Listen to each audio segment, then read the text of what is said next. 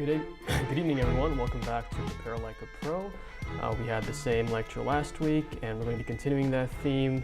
This week, though, I'm going to be focusing more on World Championship games and how preparation swung the outcome of the game or match. So let's start off with this first game here between Vladimir Kramnik and Anand. They played the World Championship match in Germany back in 2008, and it was really a breakthrough moment for modern theory as Vichy came prepared with some new ideas in the semi-Slav. So we're going to take a look at that and break it down together. So let's see how the game started. So Kramnik was white, he went d4. So at this point in the match, they had made 2 draws to start off with, very solid, and here's where things started getting a little bit more dynamic. So knight f6, knight c3, e6, all very typical. This is a semi-Slav, and now white has a couple ways of playing. They can play bishop g5, which is the classical main line. White develops their bishop before pushing their pawn forward. It also leads to some very sharp positions, though. Black can take on c4. I think that's the Botvinnik, and then there's the Moscow with h6, also very sharp. But Kramnik decided to go e3, a much more solid approach, but as we'll see, things became very far from solid. So e3, knight bd7, bishop d3, all very standard theory here. The other main line is queen c2. Bishop d3 is more combative. It kind of forces the ensuing complications. Queen c2 aims to play it a little bit more slowly. You delay developing the bishop so that if black were to take now, you can develop the bishop in one go. That's the little subtlety of these positions. So if we compare it to this line, what happened in the game? White has to move their bishop twice to recapture the pawn, right? So queen c2 is the more solid approach, but Kramnik seems like he was looking for a fight as well. Went for bishop d3, take, b5, bishop d3, all very typical, and a6. There are a couple moves here as well. I believe bishop b7 and bishop d6 are also playable, but a6 was Vichy's choice, and this has pretty much become the main line now. Black immediately wants to play c5. That's why they're playing a6 to guard this b5 pawn, and they're not wasting any time even developing their pieces. They immediately want to break with c5 because oftentimes if black gets in c5, they not only equalize, they can become better very quickly because the diagonal opens up for the bishop. They have good pressure in white's center, and it's very hard for white to actually develop their c1 bishop. So white in a way also has to act quickly and respond precisely to this, and that's why Kramnik goes e4. It's a very logical move. Black has conceded some of the center. White immediately takes advantage by pushing his own pawn. Now he has a very nice center, and the bishop gets opened up as well. c5, so he played a6 to play c5. That's exactly what he's going to do. And Kramnik played e5, again, the sharpest move. d5 is another alternative. It also leads to sharp positions, but not as sharp as e5, I'd say. And again, black has so many options here, it's impossible to go through all of them. But in general, the main idea is black tries to go c4, get some space for his pieces. White will usually spoil the structure. Black gets quick development in return, though, and maybe could consider casting queenside. It's a very dynamic game. But Kramnik goes e5, and obviously they were still following the preparation here. Vichy took. Knight takes b5. So what's the point of that? White can't recapture, because they would just lose a pawn, right? So thanks to some tactical niftiness, white's able to keep the material balance. So we include knight takes b5 first. As this knight is still hanging, it's not going anywhere, so we might as well get our pawn back. Black recaptured, white took, and black takes with a pawn. Now there are obviously 2 other options that need to be considered, and it seems like g takes f6 would be the worst of all of them, right? We're spoiling our structure, and we're kind of taking away the option to castle now because our king will be pretty exposed there. But if we look more concretely at the other options, let's start off with knight takes, we realize that this is far from ideal because now, first of all, white grabs the pawn with check, and then this pawn is hanging as well, and in fact, black's going to be down a pawn all of a sudden. For instance, take, queen takes d4, we're just down a pawn. And again, if we take with the queen, it does maintain our structure, but it leaves the queen side, and it just feels very shaky for black. I was about to say white can just play something like this or this, but now I'm realizing there's a more direct refutation. Bishop g5 just traps the queen, so that's why queen takes f6 doesn't work. Learned that myself just now. All right, so g takes f6. So while we are shattering our pawn structure, the king is actually pretty safe behind these pawns if it stays in the center. These pawns act as a nice barricade. So castle, queen b6, supporting this pawn. Queen e2, bishop e7, right? Very logical. So most likely black's counterplay is going to come on the king side, right? That open g file Looks like we can take advantage. And the bishop on the long diagonal as well, putting pressure on that g2 pawn indirectly. And white took on b5. So, little question for the chat here. How do you think we should play? There are a few options. Kramnik and Vishy got this position in game 5 as well, and they deviated. Vishy deviated from his choice in this game. We'll take a look at that as well. But what are some candidate moves here? Let's first come up with that, because it's a tough position, right? Our king is in the center, our knight's pinned now. We do have this potentially open g-file here, but by itself, that's not going to do anything, right? So let's first figure out what candidate moves we want to start with. I'll give it a minute or two for explaining. So remember, we have to play dynamically here. No time for positional niceties. Now, I'm not saying you have to go and sacrifice stuff here, but our moves should be geared towards getting some kind of initiative on the king side. Yep, I know that, Mr. Dog. Many moves here. So let's just try to break it down. Very good. Bishop takes f3 is a candidate move. But like you said, it doesn't work because white can simply take with the queen, right? If you had to take with a pawn, maybe there was some merit to this because it opens up white's king, but here he hits our rook and he keeps his king side closed, so we can't take the bishop. That would just be a terrible trade. This bishop is a monster. So any other ideas besides bishop takes f3? Yep, exactly. The rook would be attacked. So let's just think of developing moves that help us to potentially build an initiative on the king side. Nothing fancy. A couple of very straightforward moves here. Very good. Rook g8 is definitely a move. I don't think that was his choice in this game. I think he played that in game 5, but that's a very good move. And can we come up maybe with another move? The one he played in the game.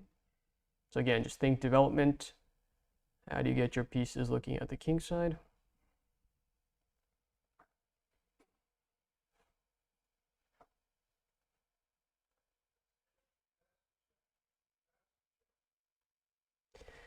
Bishop a6. Okay, so a move like bishop a6, we have to ask ourselves, do we want to be initiating these trades, especially with our strong bishop on b7, considering the situation in the center, right? Our king is in the center. We have a weak pawn on d4. If we start initiating trades, could fall prey to some tactics like these, right? And now we're down a pawn, and we have a terrible king, right? There's really no counterplay anymore. That bishop is gone. We really need that bishop to do some damage, so we don't want to waste another tempo moving that bishop, so let's think of development. So here, bishop on f8. What's a logical square for that bishop? Rook a5 is interesting. Could be playable, but I'm thinking maybe white just reinforces the bishop with a4. And I'm not sure if we actually gained anything from this. We might run into issues with this, right? And white can develop with tempo and hit our rook. Maybe in some cases they even sacrifice the pawn b4, right? And then if we take rook b1, and there could be some issues on the b file. But not a bad idea. Could come into play later. Bishop c5. Okay, at least we're thinking about development now. The bishop is kind of blocked in by its own pawn though, right? It's kind of hitting granite. So what could be another square? Very good. Bishop d6. And that was his choice in the game. So black simply develops the bishop to its most natural square, right where we're eyeing the king side.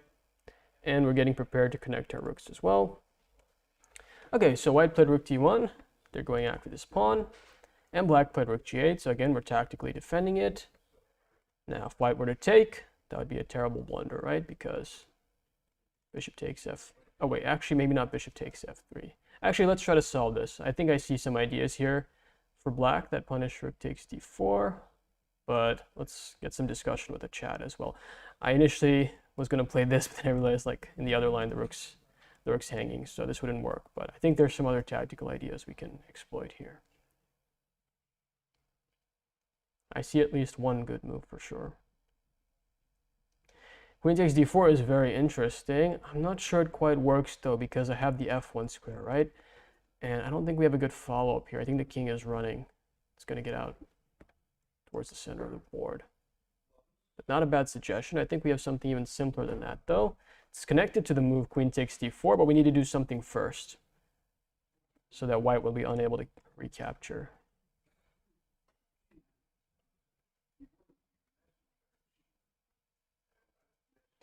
Yeah, very true. It's almost mate, but unfortunately for us, oops, sorry, queen takes d4, queen takes a, king e7, queen g8.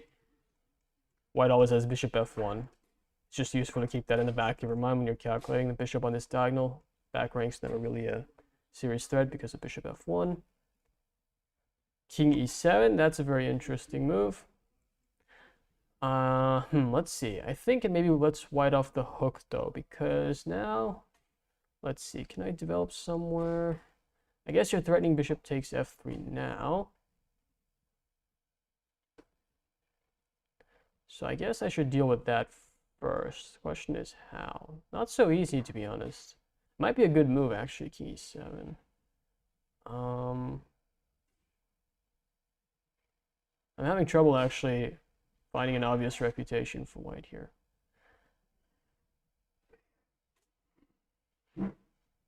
Yeah, I think we can accept that move. King e7 is definitely playable. If it's a mistake, it's not immediately obvious why. Maybe white has some tricks with bishop f4. That's what I was trying to work out, but it's not so easy to calculate this. A take, maybe something like this. That might be a problem, actually. These pieces on the d file could be tripping over each other. But I like the idea. The move king e7 is definitely going to be useful at some point in this game. Rook takes... Sorry. Bishop e3 is there. Yeah, rook takes g2, king takes g2, and queen takes d4. Very good. I think that's the simplest solution, right? We just get our pawn back and we completely uproot white's kingside structure. And now I think all the tactics are working for us, right? This is a big threat. This is a terrible pin. And then your move king e7 is coming with rook g8 to follow. And then once you break the pin, even knight e5 would be a threat. So I think this is just lights out. I think white would have to prevent queen g4 and then king e7, and that's just game over. That's just the simplest solution, right? We don't even have to calculate that much. It's clear that that has to be good. So that's why white can't take on d4. And so Kramnik, he's a very principled player, a very stubborn player. He played g3. So he's insisting that, okay, I really want to take this pawn, and I'm going to weaken my light square diagonal to do so. I don't care. And it's really risky, right? Because if we can coordinate our queen and bishop along this diagonal, we're just going to checkmate black. And this move ended up backfiring in the game. So let's see how the game developed. Black played rook g4. A nice move. Laterally defending the pawn. And white played bishop f4. Okay, so now white is initiating a very complicated line. So first glance, it seems like, hey, aren't we just winning a piece? So what do you think white's idea is after we take on f4, which is what happened in the game? What do you think white's going to play here? Got to calculate our opponent's ideas as well. I just want to emphasize that rook g4 is a very strong move because not only does it defend this pawn, maybe the rook could even slide over to e4. It's just very disruptive for white, and it's not easy to get rid of this rook. So that's why Kramnik probably felt he had to play something very aggressive and forcing after that. So bishop f4, take. What do you guys think the idea is?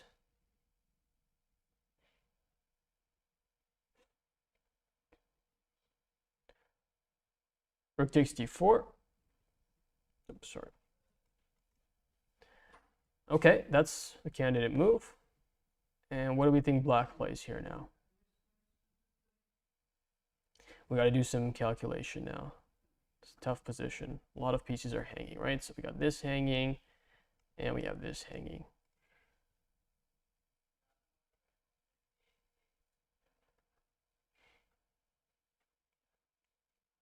So what do you guys think?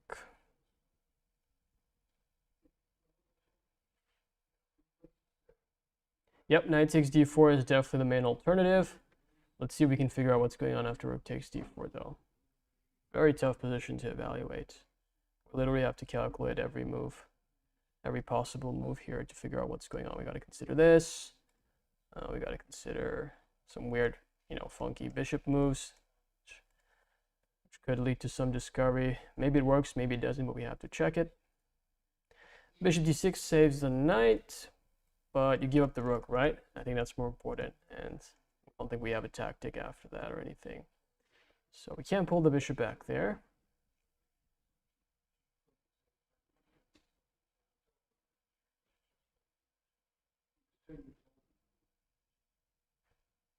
So I actually don't know what the correct move is myself. I'm trying to work it out with you guys right now. It's a good little training exercise here. So, okay, so I'm thinking if we can't move the bishop, I don't see any great bishop moves. I don't think any of the discoveries work. So then I'm thinking about, is there a clever way which we can maybe protect the knight? So what if we just protect the knight somehow, and then after white recaptures everything on f4, we can play for that open g file, right? The king's opened up. Bishop takes f3 is probably the best, but I think, again, the same issue, right? Now, not only is the a8 rook hanging, the g4 rook's hanging as well, so we're just never in time to collect these pieces. So we don't want to take on f3. I'm looking for two candidate moves in particular here, connected to defending the knight. Could be wrong, but I think the best move is going to be connected to that. So who can tell me an idea to defend the knight on d7? Okay, good. Rook d8 is a move. That's definitely one of the moves we need to consider. So I'm thinking, all right, rook d8, we defend the knight. And now after white takes, the king side's been opened up. Now, again, we're not going to rush in with bishop takes f3 because white can throw in bishop takes d7, right? But again, if we just move our king up to e7, rook g8 to follow, looks like a very dangerous initiative. Our king is very safe on e7, sheltered behind the pawns, and could very well just be lost now. Not only is rook g8 a threat, but now we're actually threatening bishop takes f3. So I think this could be very close to winning already. White would probably play something like rook d1 though, which adds another attacker to the d7 knight. And then we'd have to figure out what's going on here.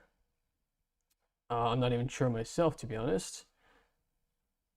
But I don't really see a great response for black here, unless I'm missing something. I think white might be all right. For all I know, I'm just miscalculating everything, but I don't see anything. So maybe another option could just be, oh, castle long. That's a very interesting move, and I was thinking of that as well. I just sort of discarded it because it felt like our king was so open there, but maybe we can get away with it. You might be right. So many checks to consider. Check.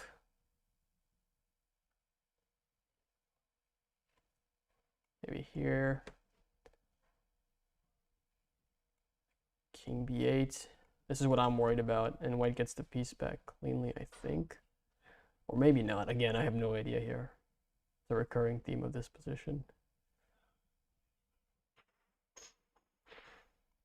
In any case, though, it's good that you guys have identified that move, because that has to be considered. It's basically process of elimination right now. Do we play long castle, rook d8, or this third move I was considering, bishop c6?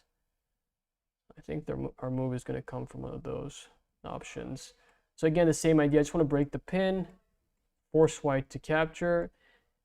And it's unfortunate that we had to trade the light squared bishop. But the light squared bishop, this would be way stronger. But again, I think we have very good compensation here. King e7. Rook could swing over to g8. Rook can even enter the game like this. Many ideas.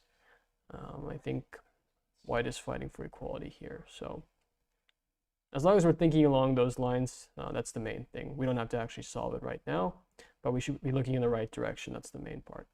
Okay, so after rook g4, bishop f4, take, white took with the knight, unleashing an attack on the g4 rook as well, and we still have to worry about this, some potential discards on the d file. Black played h5, reinforcing the rook, and white played knight takes c6 as expected. They're unleashing this discovery on the knight, and it looks very scary. It looks like we're almost getting mated, so black took, we kind of have to take, right? Otherwise, it's going to be a nasty discovery on the e file. Take, and it looks like we're getting mated here, but after this move, king f8, it's surprisingly difficult for white to actually do anything. Our king is somewhat safe, and in fact, it's white's king who might be feeling a bit uncomfortable very soon because of all these potential ideas in the g file. We have a pin on that f2 pawn. So bishop takes g3 could already be a serious threat now, which white has to deal with. So Kramnik played queen d3. Vishy dropped back to g7. They traded rooks.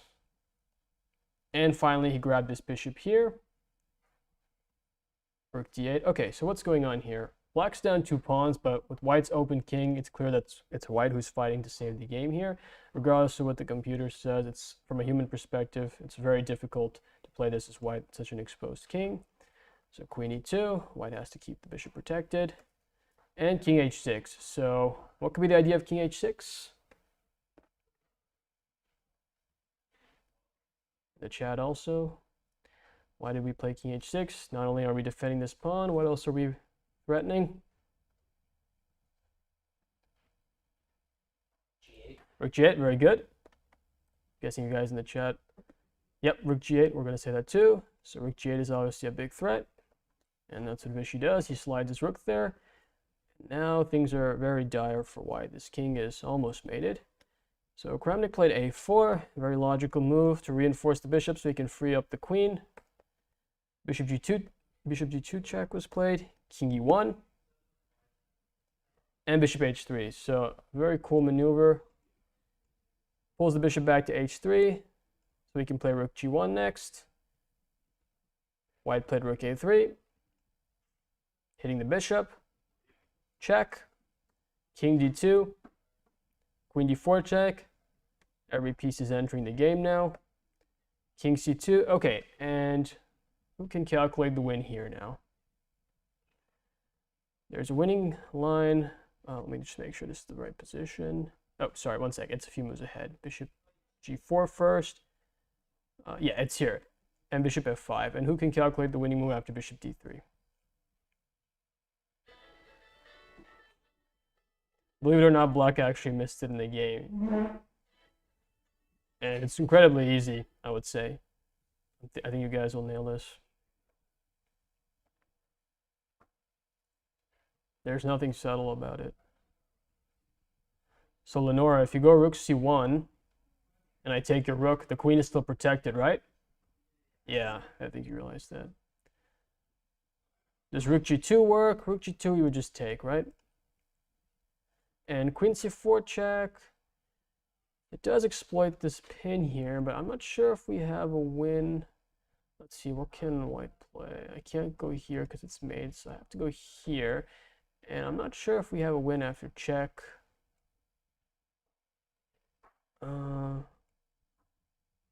Maybe rook b3 back. Maybe I'm holding on here. I'm self-pinning all over the place, but my king might be holding on. I'm not entirely sure. This could be winning too, but there's something there's just something much simpler. You don't even have to calculate that much.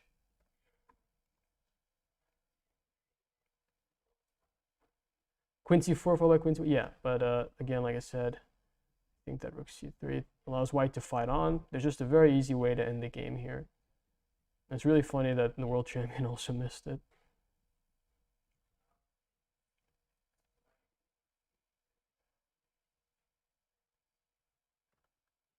Do you see it? No? Okay.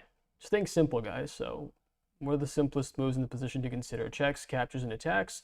So we're looking at those checks, but what about something even simpler than a check? The most obvious move here. Let's look at some captures. Bishop takes d3. Okay, so bishop takes d3. And can you tell me what you're going to play after queen takes and rook takes?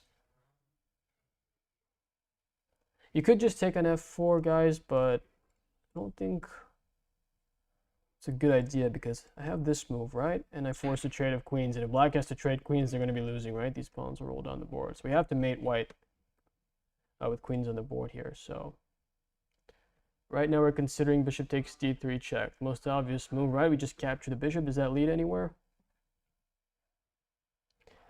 Bishop h3 with rook g2 idea. That's also creative. I think it allows white to fight on though.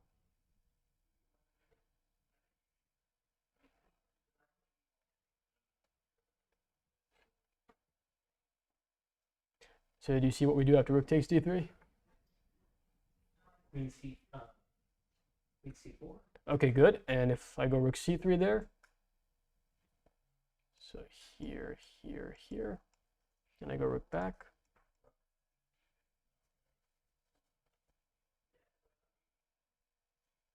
Okay, so you guys in the chat were looking at bishop takes, rook takes, queen c4 check.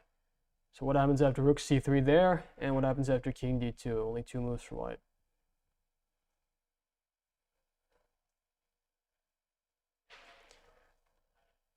Yep, take on e2, that's right. So let's just play this out. Here, here, queen c4. Do you see it now? Yeah, the queen's hanging, right? So we just pick up the queen. And if white goes queen takes d3, how do we win here? It's really bizarre that black missed this during the game.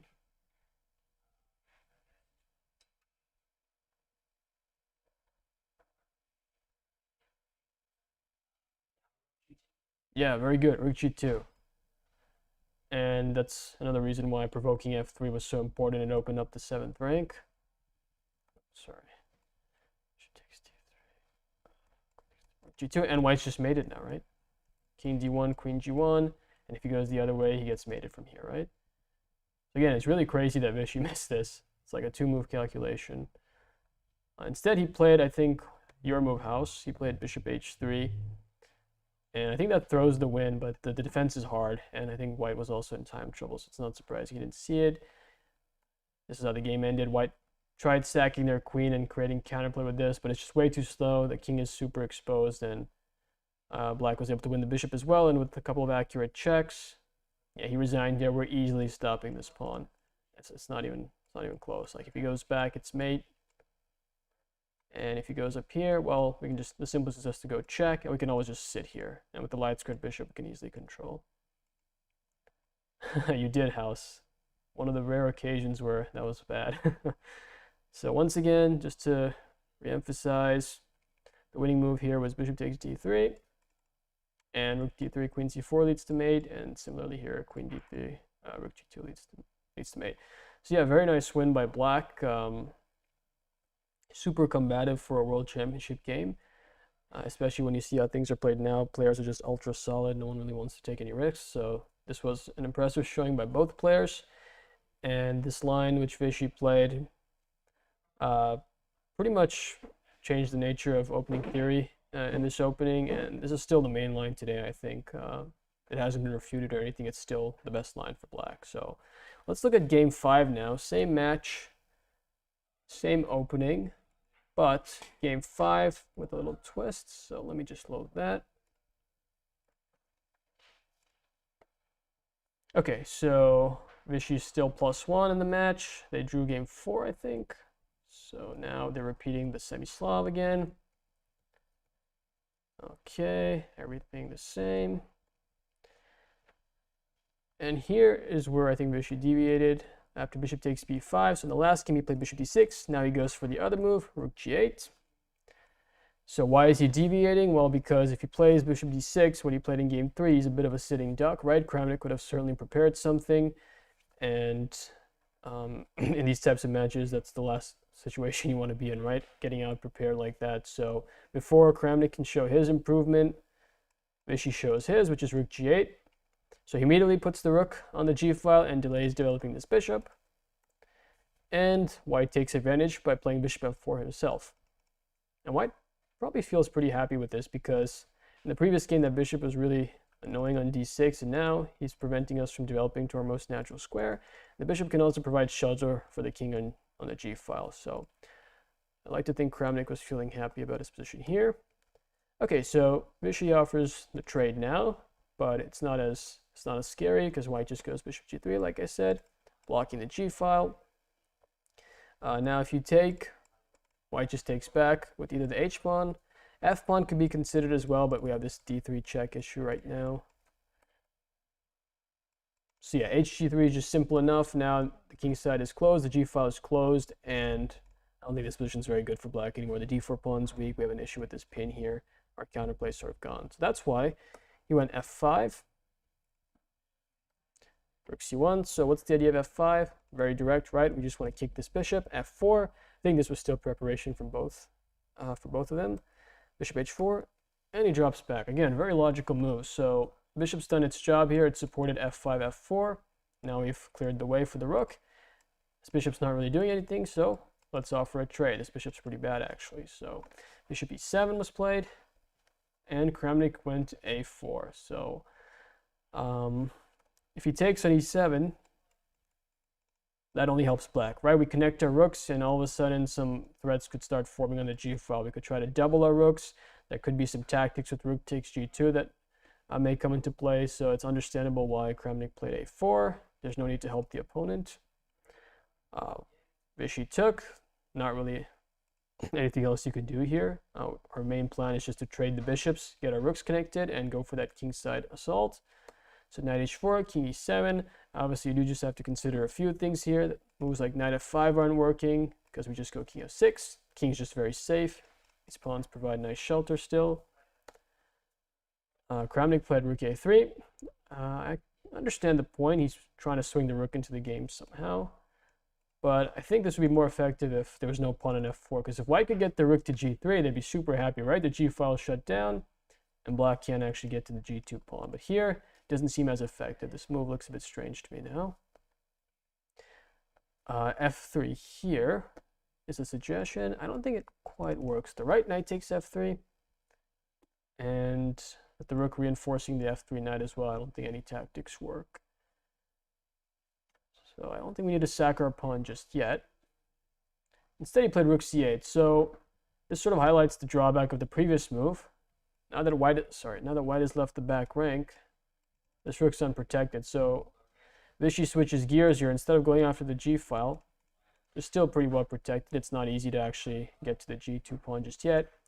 He immediately contests the c file. Now it's a bit of a tough choice for white, because if you take on c8, you concede the c file.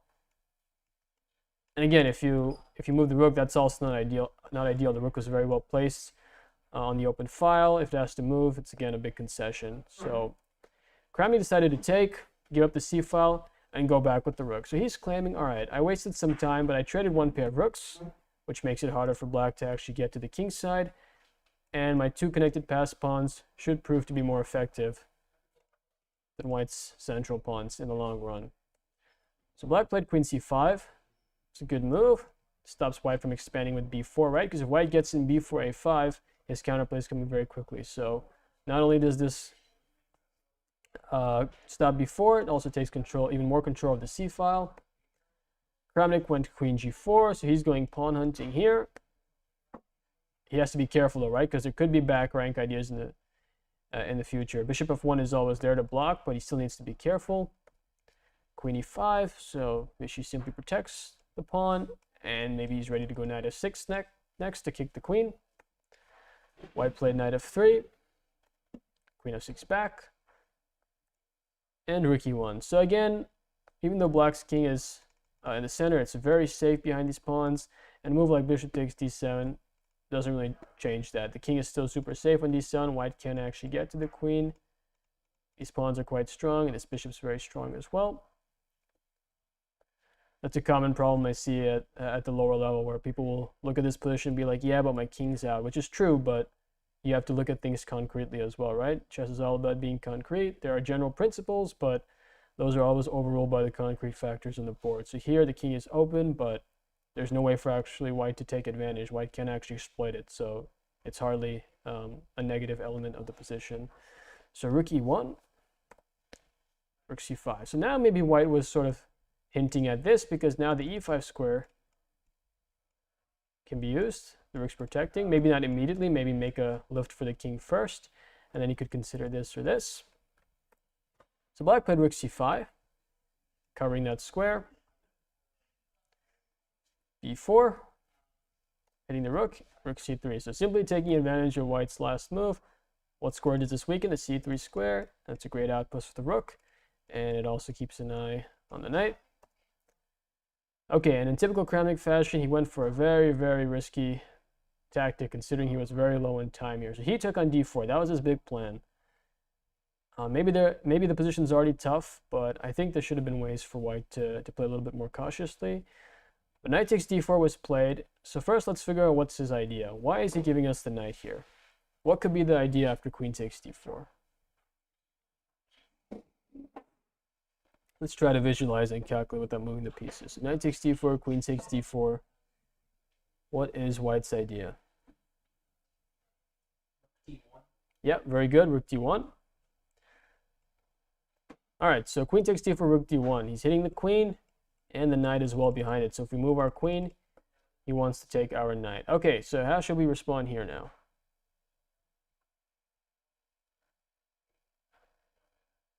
We only have one move, really. Okay, some suggestions, 95. What do you guys think here? How do we need to respond as black? So we're up a piece, but our queen's hanging. White's ready to take our queen, and if we move our queen, the knight's hanging behind that, so he'll take this. We need to come up with something clever now in response. Yeah, very good chess lover. That's why it doesn't work. Maybe queen h4 is safer even, just to avoid f6. And we will lose our queen.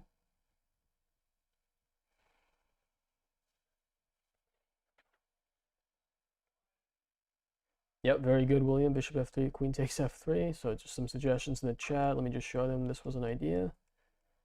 Queen takes f3 is one way to punish this. Maybe even queen h4 might work as well. But yeah, this is probably the simplest. So white ends up winning material after this. And if we go 95, what's the problem with this? White throws in a check, and then we lose our queen on the next move. Oops, sorry, skipped a little far ahead. Okay, so here, using process of elimination, we're only left with one move that really makes sense here. Yeah, queen d2 doesn't work because again, bishop f1 is always there, right? Yep, very good, Evan. That is definitely on the right track. So now try to think ahead after that. What is white going to play after that move? So obviously Kramnik saw that. Yep, William, good. So think what white is going to play after that, and then what are you going to do in response? So any ideas here? Any ideas what white can play? Sorry, what black can play? Rook where? This? Oh, you mean here? Yeah. Oh, okay, yeah. There's nothing there, so there's nothing to take. But yeah, just white would take, right? And we would just lose our rook. So usually in these situations, when we have a bunch of hanging pieces, we're threatening something, they're threatening something. Oftentimes the correct move is going to be a counterattack in return. So we clearly can't move the queen. We can eliminate that from our thought process. We need to come up with a move that counterattacks white. So can we counterattack the queen somehow? So remember, 95 doesn't work because white gives a check and then picks up our queen. So what else can we do with this knight that avoids a check and attacks the queen?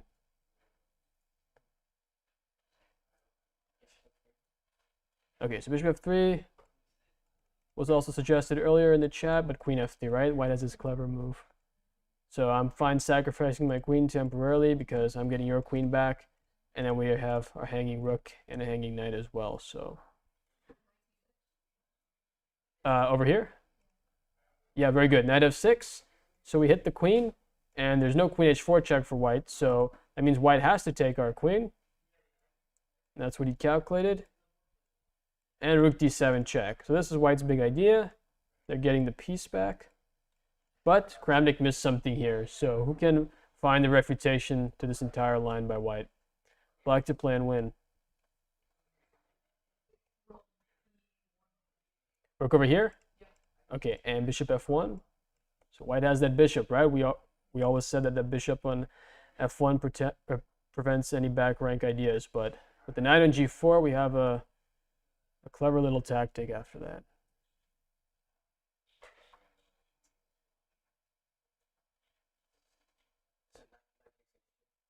Okay, so if we go knight takes h2, we do win that pawn, but white's happy to make this trade, right? Because now their king is safe. They don't have to worry about back rank issues, and they just have these two passed pawns, right? Which they'll roll down the board. They don't really care about what's going on here now. These pawns are just too quick, so we don't want to let white off the hook like that. What could be another idea, though? Because as nice as this pressure is, if we don't act quickly, these pawns are just going to roll down the board.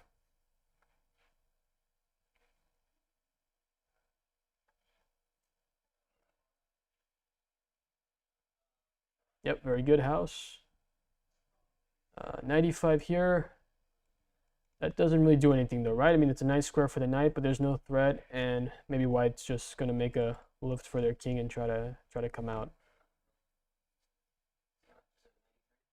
Okay, very good, 93. So looks like we're just putting our knight in danger.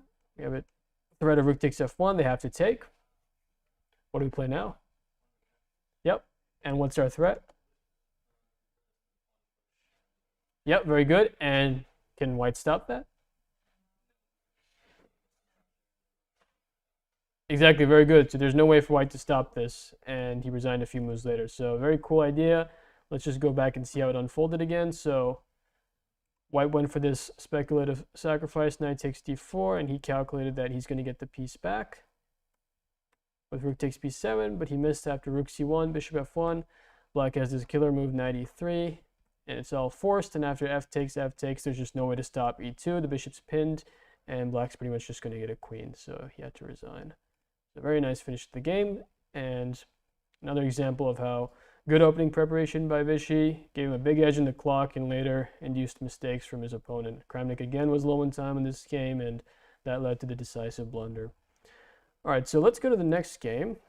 So the next one is going to be another game of Vichy from his match against Topalov this time. So it's going to be the 12th game of the match, the decisive game, where everything was decided.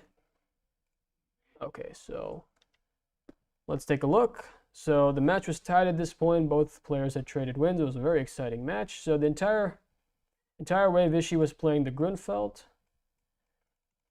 but in a winner-takes-all type game, he decided to play it more safe. No need to take any risks. If it's a draw, he can always try his hand at the tiebreak the next day. So he went for the, he started here. Queen's Gambit declined. The most solid opening, the most classical opening. Bishop e7.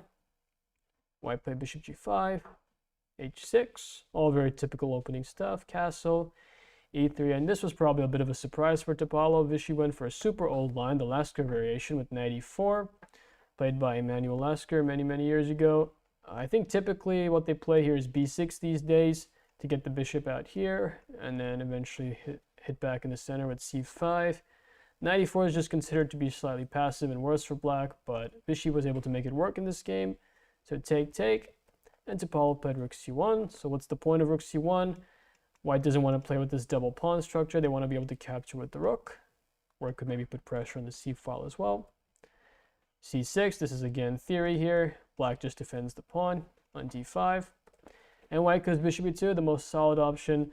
There are crazier lines here that white can play. There are moves like h4 and even g4 here. White just throws caution to the wind and starts pushing their pawns on the king side.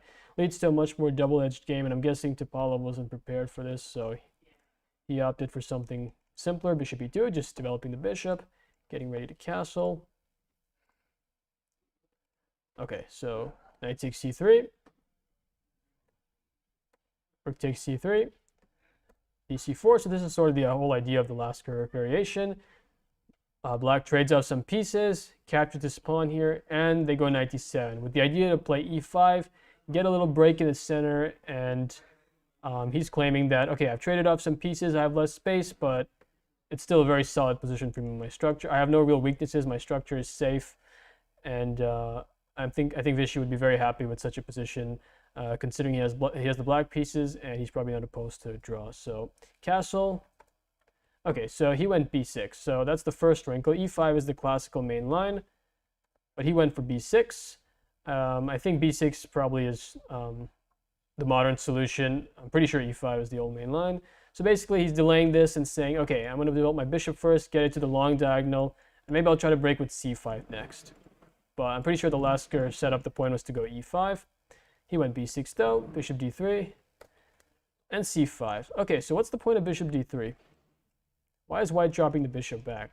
So black wants to play bishop b7 and c5, right? To open things up. But with bishop d3, now I'm saying if you go bishop b7, what am I going to play here as white? How am I going to try and stop c5? Yeah, very good. So white's saying, I'm going to go bishop e4 and make it hard for you. Because now you can't kick the bishop out. This pawn is hanging.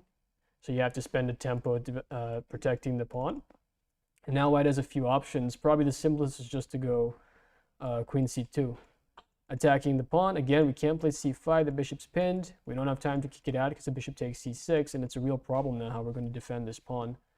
White's ready to bring the other rook as well to pile up, which is why black has to play c5. It's a bit annoying that we can't play bishop b7 immediately, but it's still fine. Bishop e4, rook b8, queen c2. Very logical from white, so there's no need to rush with trades like this because this would only favor black, right? It allows our knight to jump to a more active square, opens up everything for my pieces. My bishop can come out now wherever I want. This bishop will have to move.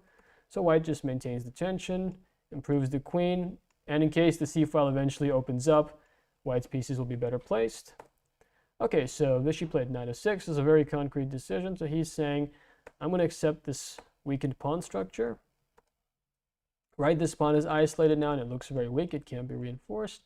But at least I've gotten that bishop off the board and my own bishop's coming to b7 very quickly, or to a6. So he's trading structure for activity here.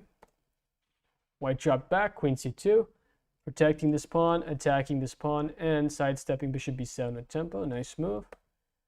Bishop b7. Okay, so a clever little tactical trick makes this work. What happens if white takes this pawn here? Because this looks like a free pawn, right? So how can black get his pawn back?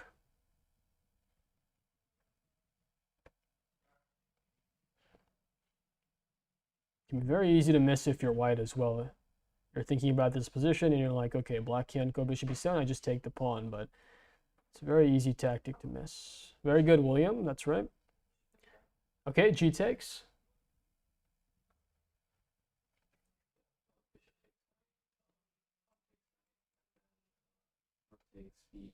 Yeah, very good, awesome. So rook takes b2. So we hit the queen back, we get our pawn back, and we're just going to be better because now we've spoiled his structure. His king's a bit open. Black's definitely better here. White would have to take. And with this open king, only black can be better. So that's a clever little trick, which allows us to play bishop b7. Okay, so white played knight d2, right? They're getting out of the way of that, and now they're ready to take. And again, black's using some tactics to stop white from taking on c5. What happens if rook takes c5? Yep. Yeah, very good. Rook takes knight. And the queen is overloaded. So white went for this move f3. I think this is a really bad move. I mean, objectively, it might be fine, but considering the situation, you don't have to play so recklessly, right? Because it's not like a draw is the end of the match. You still have tie breaks the next day. This move is just incredibly weakening, though. It does sort of blunt the bishop on b7, but the king is not very safe anymore after f3. Wherever it goes, as long as queens are on the board, it's always going to be a bit uncomfortable. So I think white should just have played something way more solid, maybe h3 to be safe, or just something else. f3 is just too reckless in my opinion, but it's true to Topalov's style. He's very uncompromising, and oftentimes he'd rather lose than settle for a draw. So that's pretty much what happened here. So bishop a6. So now we're relocating the bishop. It's done its job on this diagonal, getting it to a more open space. Bishop a6, attacking the rook. Rook f2. Again, these are very awkward moves, right? The rook is just looks very uncomfortable here. It's kind of trapped for the moment. Can't move because the bishop's covering the diagonal, so I'm not really sure what Topalov was going for here. And black goes rook d7. So now we're getting ready to double up on the d file and really accentuate the pressure on this knight here, because if we double our rooks, and the knight can't move because rook d1 is always going to be a problem, right? So g3 was played again. This is extremely reckless. Like, why are we making more weaknesses around our king? I understand that he needs to make space for the king on g2, but you guys can see, right, just compared to a few moves ago, very safe and solid structure, and now he's just weakened everything around his king, and it backfired spectacularly. So rook d8, king g2. Okay, so here Vishy goes for a clever psychological idea. 6:30. Yeah. Okay, so bishop d3, queen c1. So it's clear black is better here, right? If we look at how the position's changed, white's weakened their king side. They're super passive now. The only slight issue is that our c5 pawn is weak, but it's not such a big deal. We can always protect it if we need to. Our bishop's more active. It's still not easy to actually come up with a way to break through, though. And Vishy sort of took advantage of Topalov's overambition, and he just offered a repetition with bishop a6. So the bishop came from a6, right? Bishop d3, queen c1, bishop a6. And he's asking Topalov, what do you want to do here? Do you want to repeat? And knowing Topalov, even though he's probably worse, and he probably realized that during the game, he didn't want to try his hand at the tiebreak because I think Vichy was probably the clear favorite in that. But I still think at this point, White should just realize, okay, I can't win here. I got to just hunker down and figure out a way to save the game. Instead, he went for rook a3. Again, this move is just very awkward because the rook's, again, going to the edge of the board, and it's attacking the bishop, but Black can easily deal with that. There's no real cohesion to White's play here. So bishop b7, again, using some tactics now. What happens if we take this pawn? Yep. Yeah, very good. Bishop takes f3, discovered check, and we take the rook on a7, so White can't do that. All right, so White goes knight b3. So White's basically hoping that as long as I don't get mated or something bad happens in the center involving this bishop, and Black's pawns are weak long term, and I'm just going to grab all them. So knight b3, hitting the bishop. Hitting the pawn on c5. All right, so we kind of have to protect it for now. Rook c7, knight a5. Now, is this a bishop we want to trade? Do we want to allow White to play knight takes b7? What do you guys think? No? Okay, so what do you think we should play here then to keep our bishop? Yeah, very good. We just keep our bishop. Very simple. This bishop's a monster. This knight's not doing anything in the position. Yep, good in the chat. We definitely don't want to keep it. All right, so knight c4. So now White's gotten their knight to better square it. It's a very solid outpost on c4. We don't have a pawn that can kick it out. But even though the knight looks nice there, it's not actually doing anything, right? It has no threats. So now let's try to figure out how we can exploit the pressure along this diagonal. We got to do something a little more aggressive now. We sort of achieved the max we can from a positional standpoint. Bishop's well placed, rook's doing well. How do we break through here now? Any ideas?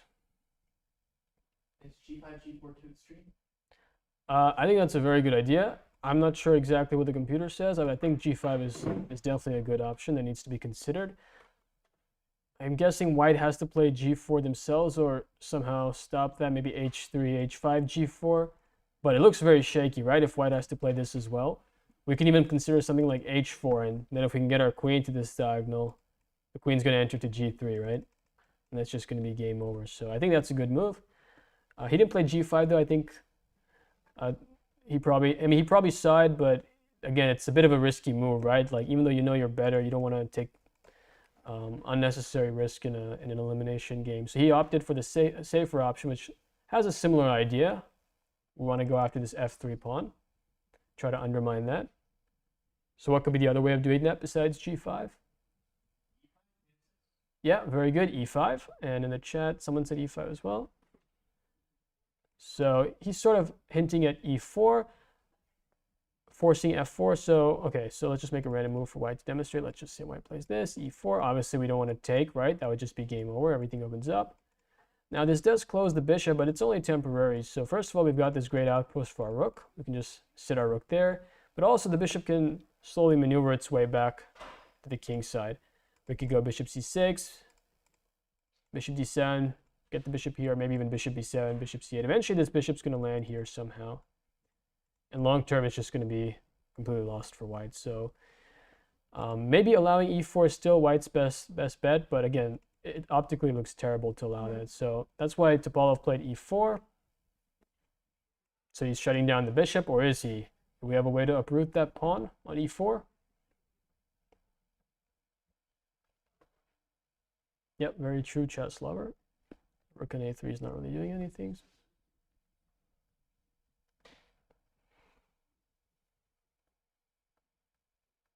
Okay, so he's closed down the diagonal. If we allow him time, he gets one more move. He's going to play knight e3, completely control these squares, and then we don't actually have a good follow-up. So what was the point of playing e5? Obviously, White saw that he could play e4. What was Black's idea here? Again, we got to think aggressive now. Yeah, very good, f5, and in the chat as well. Just opening things up. We don't care about this pawn. Because, what do we play here? Yeah, very good. We just charge forward, open things up.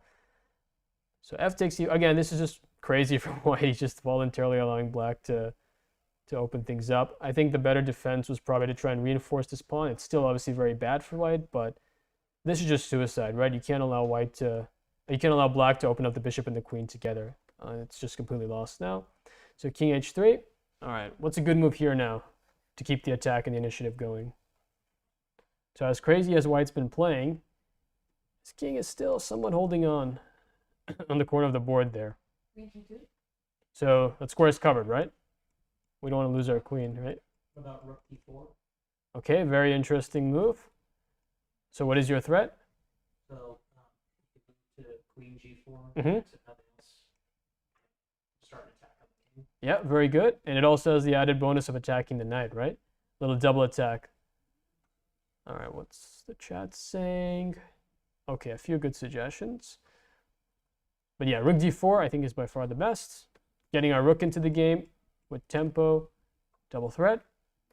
So white has to play knight e3. That's the only move which protects the knight and covers the g4 square. And this brilliant move, queen e8, which Topalov may have underestimated or just missed. So the queen comes back to the e8 square, and we're just trying to get to that diagonal, right? We just need to give a check on the h file, and it's going to be game over. So that was a brilliant response from black. g4 has to be played. Stop queen h5. All right, how do you guys want to continue the attack now? Even though we're completely winning, we still have to close it out. So let's do it with good technique. h5 here?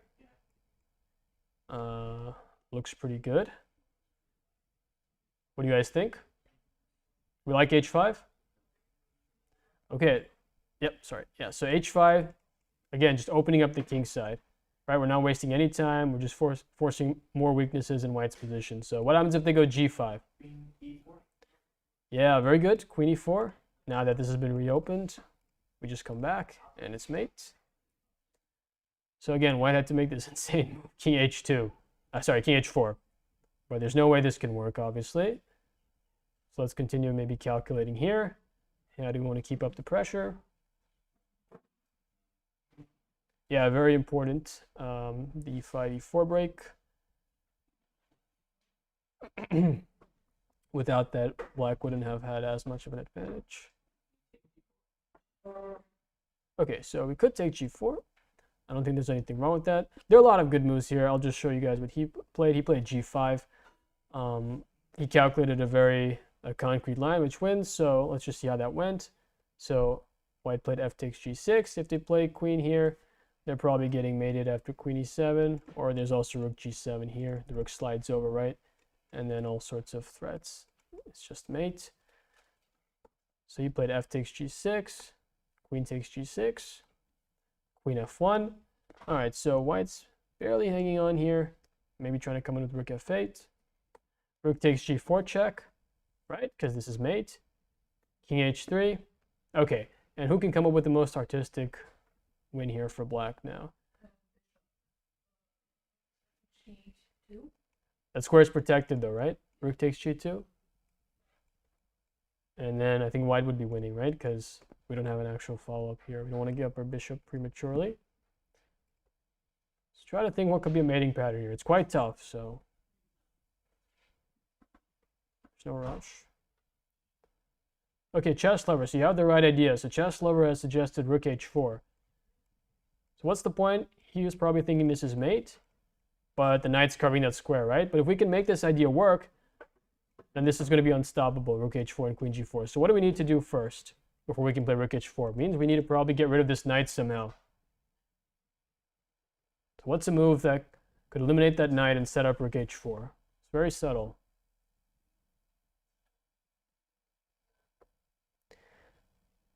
Queen g5, queen h4. I'm not sure about that because rook f8 is in the air, right? I don't know what's going on there exactly.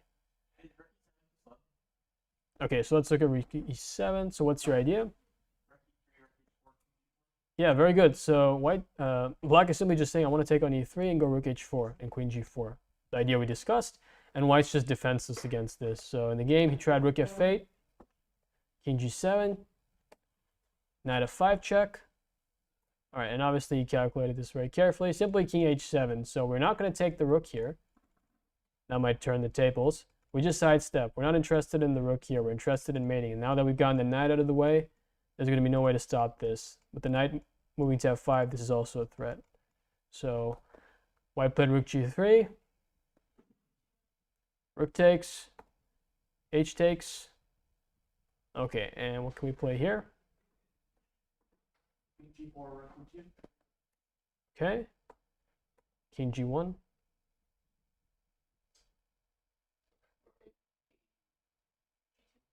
Yeah, Rook G2 is good. We just force white to give the queen. There may have been easier and more precise wins, but from a human standpoint, this is just the simplest, right? We take the queen, queen enters, and the coordination is so bad that there's no way white can hold this. These pawns are also going to be hanging, so I'll just show you guys how the game ended. He put him in a nice zugzwang in the final position. The knight's just dominated, right? There's no way the knight can escape. All the squares are covered. King h7, that's a clever move. Again, just emphasizing that white has really no moves here. Check, grab that pawn. And queen g7, that's a nice finish. So just gets the queen back, and the knight's essentially trapped. Because if you go rook d7, what do we play?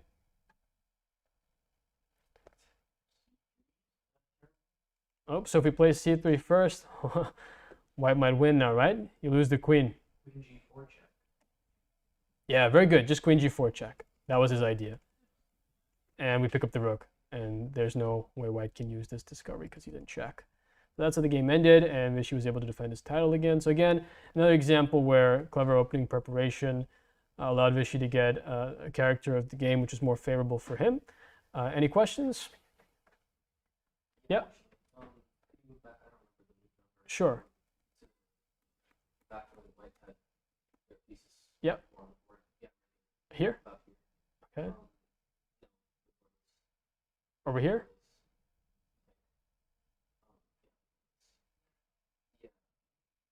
Before the rook check, yeah, about here. I think one more. One more, okay. Yes. Black had their queen up. It's okay. Yeah. Here? Okay. It's when white's king and queen were on the same white square diagonal. Oh, so it was earlier? I'm not sure. Or maybe it was actually a bit later. One sec. Yeah. Here? Right? I guess they're sort of in the same diagonal. Why can't bishop g2 work? Over here? Yeah. Yeah, that's what he suggested, right? But rook takes g2. It's not protected. What if you take with the rook, then it takes with the queen? Yeah, just queen takes, right? I guess you were thinking this. Yes. But yeah, queen takes, unfortunately. Otherwise, that idea would work for sure. Yeah, no, for sure. You definitely have to consider that. But once you see that it's covered, then you realize that it doesn't work. Good question, though. Okay, guys, any questions in the chat? I don't know what files those are, House Gao. I don't know he has files. It's just, I just know these games, so I just pulled them up from ChessBase. Thought that would be instructive for this theme.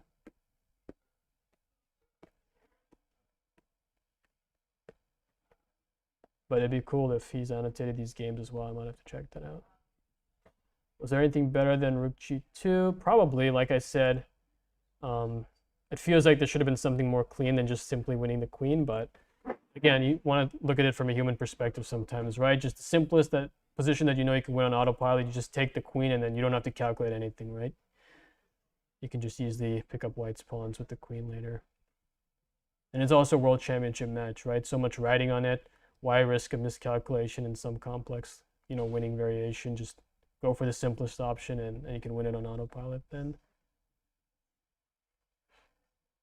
Thanks, Chess Lover.